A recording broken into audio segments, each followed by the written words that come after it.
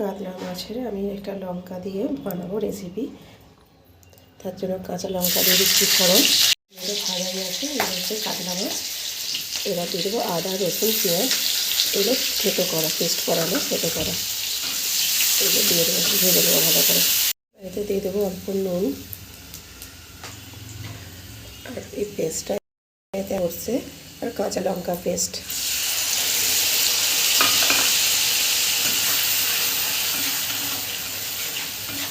মশলাটা হয়ে গেছে, অল্প জল দিয়ে দেবো।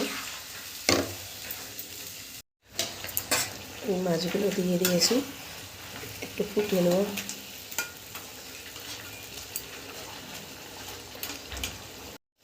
এবার এর উপর দিয়ে আমি ছড়িয়ে দেবো গরম মশলা আর 5 ফোড়নকে ভেজে গুঁড়ানো।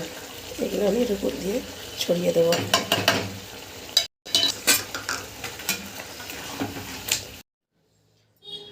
রেসিপিটা আমার তৈরি হয়ে গেছে।